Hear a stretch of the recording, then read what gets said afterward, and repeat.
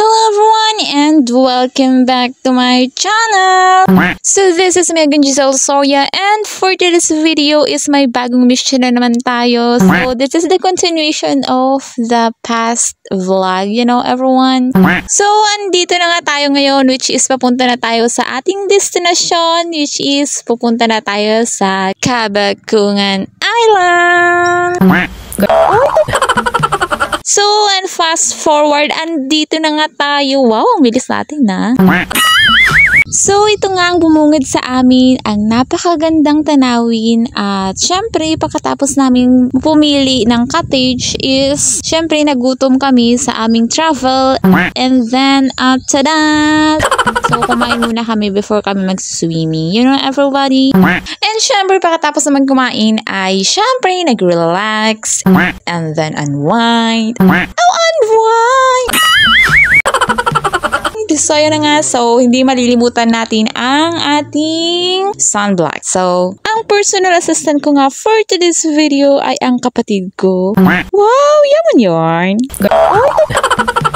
So, first time ko ang gumamit nitong Dermplus Moisturizing Sunscreen na may SPF 35 siya. Hindi ko siya inakala na ganito siya kaganda. Madali lang siyang i-blend and then napakarami ng laman niya. At hindi lang yan. Ang bango pa niya in fairness. Hindi siya gaya ng iba na yung kakaiba yung amoy. Ito ang bango niya. Hindi siya masangsang sa ilong. I for the go! At dahil kaloka yung taghaplas natin ng lotion, minabuti na ng This Princess nyo na siya na ang mag-apply ng lotions para sa kanya. Ikaw ba naman kasi na halos mabutas yung pisngi ko sa kakahudhud ng kapatid ko? Hindi man lang madahan-dahan ba?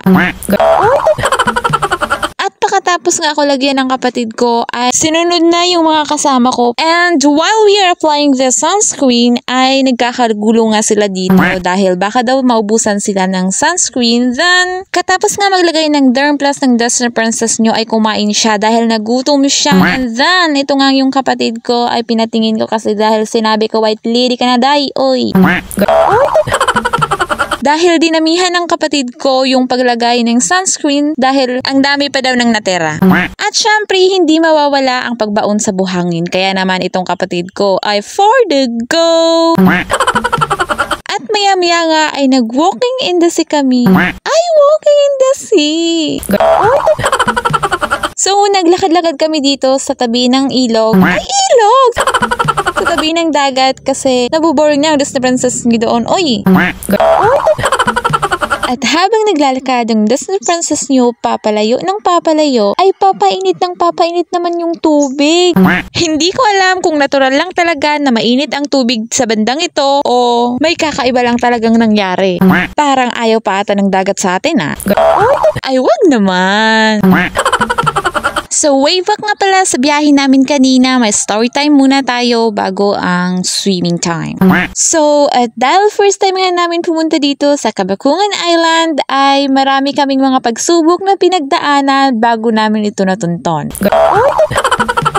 Bago nga kami mapunta dito ay marami din kaming pinagtanungan kung nasaan ang Cabacunan Island and then nasaan ang daan dahil ang daming paliko-liko at pataas baba yung mga daanan. At muntik pa kaming madisgrasya kanina dahil sa Uneven Road. Uneven Road! Dahil kasi sa to the max, taas at biglang liko na daan. Pero dahil malakas ang guardian angel natin, kaya walang nangyaring masama sa atin. Kaya naman mag-ingat tayo palagi. Send hugs, send love. Alam kong naku-curious kayo sa pinaggagawa namin ito. Kaya naman, wag na kayong ma-curious. Kami lang to, naghahanap na ng shells. Gusto ko kasi madagdagan yung shells ko. Ay, char. Sa init ng panahon at sa init ng tubig ay hindi alintana ng Disney Princess nyo. Deadma muna for today's video dahil ito ang pinili nating oras at ito ang pinili nating panahon. Summer vibes pero pagka-uwi natin, Negra vibes. Baka magkasalubong tayo sa daan, baka sabihin ninyong, uy, si Moana pumunta sa Northern Summer. Fake news po yan. At habang naunguha nga tayo ng seashells dito ay hindi ko naman inakala, hindi ko rin napansin na hindi na pala mapigilan ng kasama kong ito na lumublob sa tubig. Na kahit napakainit ng tubig ay for the go, for the lublob lang ang person. So, after long years, wow, long years! So, update nga pala sa pangunguhan namin ng seashells. So, may nakuha kami ditong dalawa. For how many years? Oh, how many years? So, for how many hours? Oh, hours talaga. Sa wakas, at nakakuha kami ng dalawang seashells. So, at least, hindi kami na zero. At syempre, hindi pa dyan nagtatapos dahil kailangan ko pang i-model yung nakuha naming seashells dito. With Damayon Volcano View. Look at that. Diba? Ang ganda niya. Napakaganda niya. Pero syempre, mas maganda naman Disney Princess niyo. So, ayun na nga, at dahil mag-iilang minuto na kami dito, so sinundo na kami ng aking mga kapatid dahil, I don't know, they are exploring the nature. Nature! At ilang minuto nga pakarating namin sa cottage ay umulan siya, kaya naligo na rin kami. At maya-maya ay nagutom kami, kaya nagluto na ulit kami ng aming mga uncooked food. Oh, uncooked food! English yarn!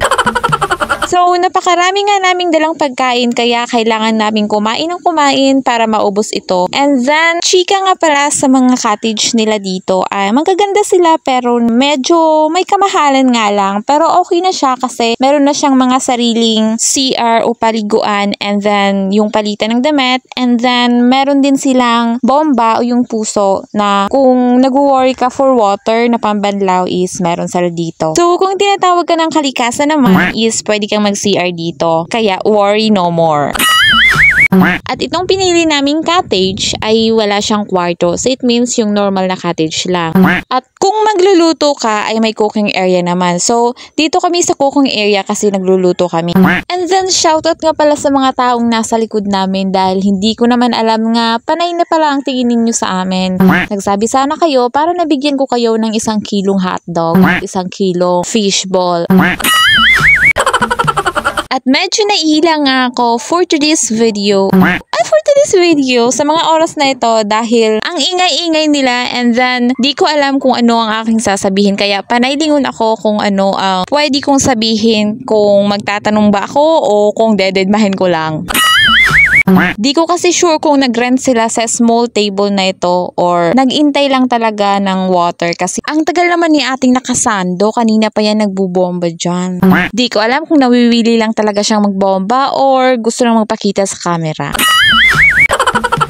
Mayat maya nga ay dumuan pa siya sa camera ay for the go! At gusto ko na rin matapos tong pagluluto ko dito dahil medyo nahihilo na ako sa amoy ng sigarilyo dito sa likod ko. At maya-maya nga ay pumesto si ating nakasando dito sa likuran namin at may balak pa yatang kunin ang linuluto ko. Ay, char! Patay tayo niyan. Baka makita ni ate to. Peace around the world and have its access. And while I'm cooking nga, is paray naman ang kain ng kapatid kong ito. Ay naku, gutom yarn. Oh, binigyan na kayo ni ate, baka daw kayo magtampo. And while we are cooking nga, ay tinitingnan pala kami ng aming mama at papa. Ay siguradong secured kami. Wag po kayong mag-alala dahil magluluto lang po naman kami dito. At maya-maya nga ay natapos na rin kami magluto at sa wakas, kunting ikot na lang ng relo at gabi na. And then mas dumami nga yung tao at mas dumami na rin yung naliligo dahil hindi na siya maaraw, hindi na siya mainit. Kaya naman may mga taong naglalabas na sa kanilang mga lungga. Ay, naglalabas ka ng mga lungga! So, naglalabas sa kanilang mga cottage and then doon na lang nagtatagay-tagay sa may mga buhangin. Kahit gabi na rin ay hindi ka matatakot lumangoy dahil maliwanag naman dahil sa sobrang dami ng ilaw. So, paano yan? Dito na lang muna tayo sa susunod na naman na kabanata. See you on my next vlog!